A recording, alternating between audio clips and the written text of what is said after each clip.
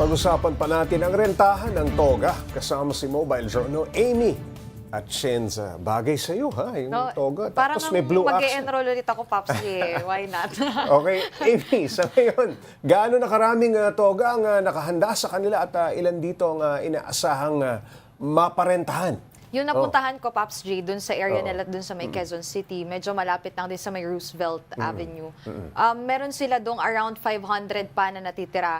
Yun daw, iba't ibang version yun ng mga toga from different schools and universities na meron dito sa Metro Manila. Para nga daw, in case may hindi magrenta dun sa mismong school, kasi di ba usually gano'n na yung system, Pops J. Sa school ka na dediretso, pero may mga may tendencies pa rin kasi or instances na yung mga customers sa kanila na lumalapit. So, around 500 yung bilang talaga. Dami, no? Napakarami, Pops J. Okay, nakwento mo na ilan sa mga togang rinerenta ay hindi na naibabalik. May deposit ba dito o parang hindi naman lugi itong nagpaparenta? Pero mahal compared sa usual kung bibili ka na lang talaga, Pops J. Kasi yung deposit nila, 500 pesos eh. So, kung bibili ka sa kanila kasi yung range ng presyo niya nasa around 300 pesos to 400. So 100 pesos din naman yung matitipid mo kung bumili ka na lang din talaga.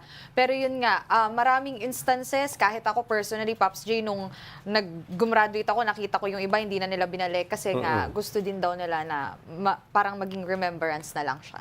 Okay, Amy, magkano naman ang rates, no? Ang parenta ng toga sa kanila? Magkakaiba ba? Depende kung bulto. Halimbawa, kukunin ng isang universidad itong ganito karami. Well, Pops J, yung cup tsaka yung toga talaga, tulad ng set sabi na. ko kanina, 300 to 400 pesos yan. Pero kasi nga, nakwento din sa akin ni Sir Philip, yung owner ng Alvero nga na graduation supplies, na meron din silang parang nagiging contracts with schools. Package so, rate. yes, Ika nga. meron na silang mga bulk orders talaga. Doon sila nagiging So, mas busy. mapapababa yung rate? Yes, mas mapapababa, Pops J. Nag-range na rin siya around 250 pesos to 300 pesos, Pops J. Busy sila tuwing graduation season. Amy, paano naman ang negosyo sa ibang buwan? Ano daw ang ginagawa nila? Toga para sa impeachment? Ay, naku, Pops J, diba? tingnan natin kung gagawin nila yan.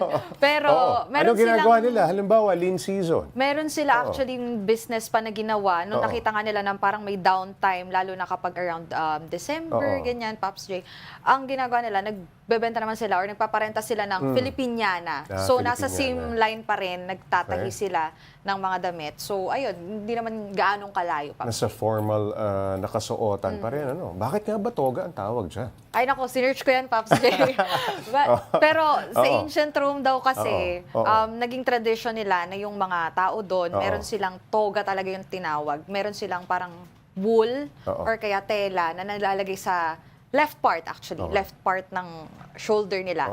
Tapos yun yung tinatawag nilang toga as a form of citizenship sa Rome or formal wear na din, Pops J. Ang galing ni Amy. Okay, maraming salamat, Mobile Journal, Amy at Shenza.